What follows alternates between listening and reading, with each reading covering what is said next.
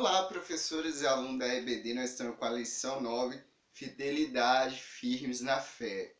E para falar de fidelidade, antes de entrarmos na aula, eu quero só falar sobre os 10 leprosos, que se encontra lá em Lucas 17, versículo 11, que fala de 10 leprosos. 9 era israelita e apenas um era estrangeiro, que era samaritano. E Jesus falou para eles: vai e se apresenta ao sacerdote. No meio do caminho, eles foram curados. E os 9 continuou seguindo para se apresentar ao sacerdote. E o estrangeiro voltou e agradeceu a Jesus. E Jesus pergunta: onde estão os outros 9? Aquele homem falou: Senhor, eu não sei. Aquele homem que era estrangeiro, que achava que era menos merecedor por não conhecer a lei, foi ele que voltou. A maior bênção não está para aqueles que seguem rituais, cerimônia, mas estão para aqueles que voltam e agradecem a Deus. Se hoje você, aluno, professor, for voltar no seu passado e lembrar tantas coisas que o Senhor já fez por você, eu te garanto que você não agradeceu talvez nem 10%.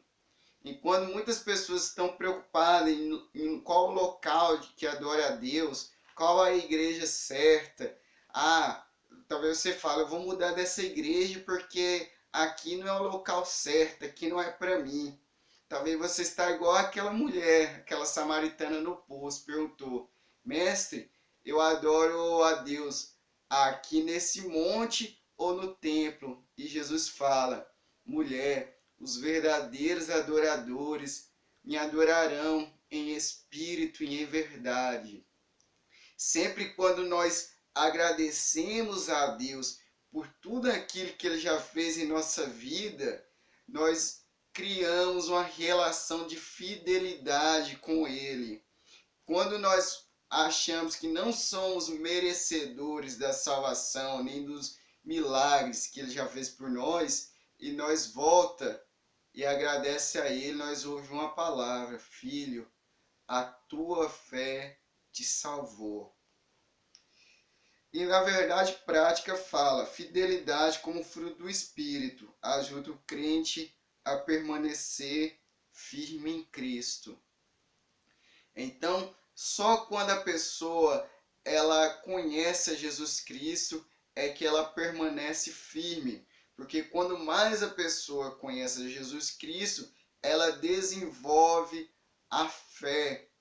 E a fé, ela edifica a pessoa. Então, quando a pessoa ela tem fidelidade, ela está construindo a sua vida sobre a rocha. Mas quando a pessoa ela se preocupa mais com rituais, com filosofias humanas, ela está criando, construindo a sua vida sobre a areia, que quando vir qualquer tempestade, a casinha dela vai desabar e ela vai colocar a culpa em Deus. Não deu certo, foi Deus, não sei o que, foi inimigo, vai colocar a culpa em todo mundo, menos nela mesma. Então, se a tua vida não está indo bom, se você está seguindo filosofias humanas, não reclama de quando as coisas não irem bem. Porque muitas pessoas estão indo no caminho errado, achando que estão trilhando o caminho certo, por não conhecer a Cristo e por não conhecer a verdade. Se tu conhecesse o dom de Deus e aquele que te pede água para beber, eu te daria a água da vida e tu nunca mais teria sede. Então hoje, nos nossos dias, tem muita pessoa que estão com sede, estão bebendo um poço que não consegue saciar a sede dele. Mas quando a pessoa encontra Cristo e pede da água viva para ele, ele dá a água da vida, nunca mais essa pessoa terá novamente sede. Então, quando nós somos fiéis a Deus, nós estamos construindo nossa casa sobre a rocha. E os objetivos específicos da lição o primeiro, saber que a fidelidade é característica de quem é fiel. Então, a pessoa que ela tem fidelidade, ela é uma pessoa fiel, ela não é uma pessoa constante, ela não é como a onda do mar que vai e vem, mas ela é firme e sólida como a rocha. E o segundo objetivo é mostrar que a idolatria e heresias é um perigo à fidelidade. Você lembra da história que eu te falei sobre os 10 leprosos? Aqueles 10 leprosos estavam tão habitolados na idolatria, na cerimônia. Não, eu tenho que apresentar-me ao sacerdote, ele vai me examinar, eu vou oferecer um sacrifício e vou ficar puro.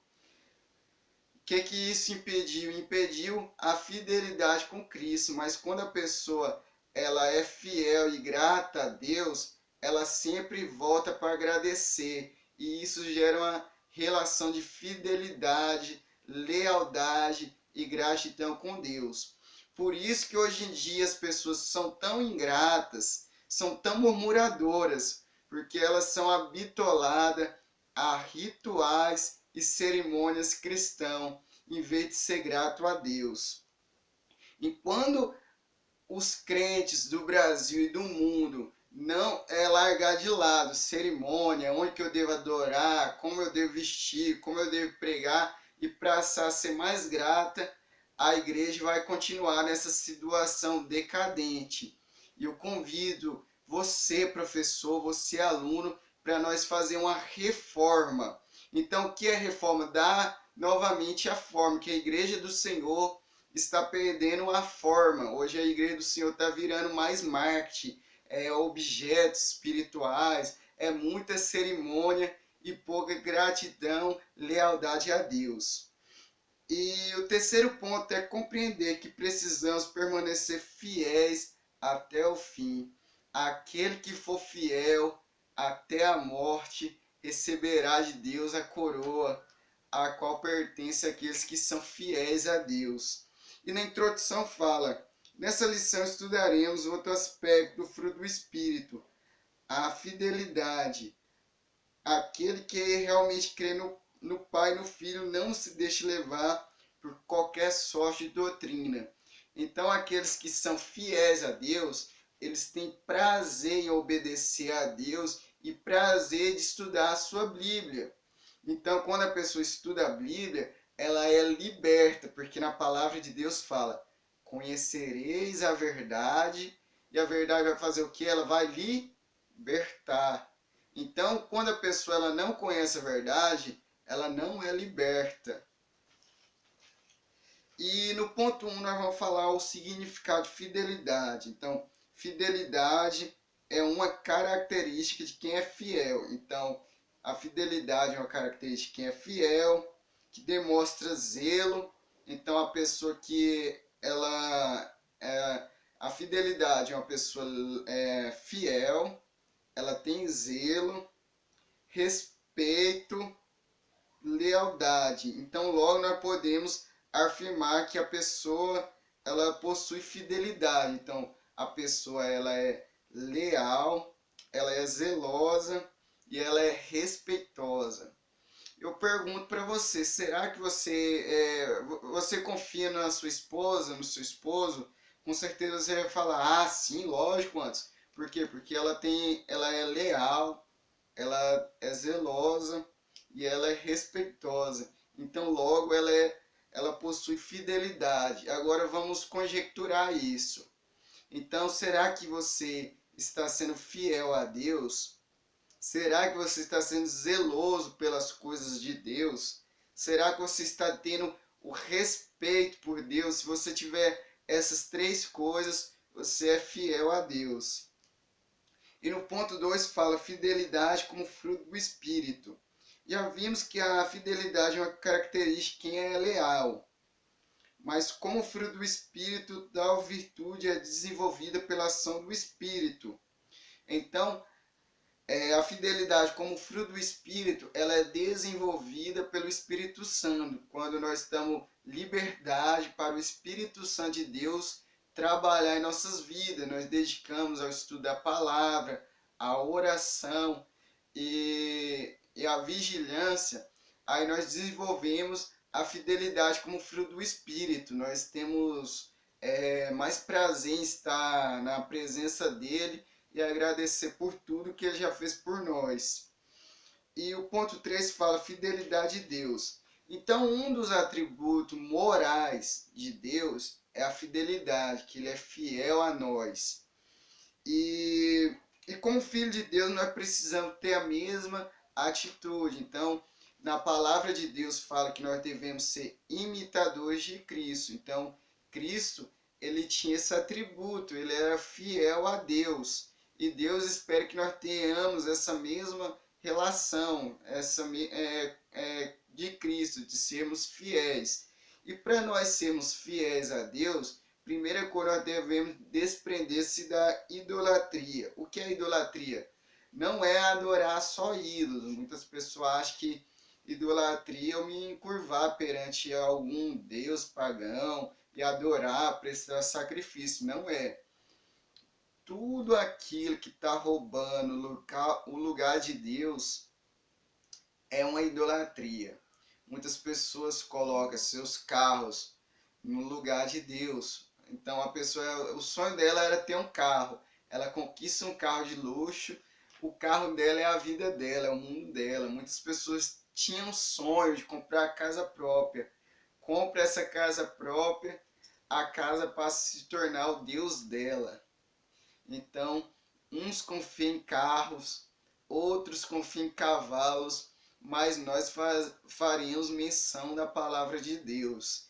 Então, tudo aquilo que está roubando o local de Deus na sua vida, professor, aluno, você deve cortar pela raiz. Eu quero que você faça uma reflexão. Será que você está colocando Deus em primeiro lugar? Ou tem alguma coisa que você acha que é mais importante que Deus?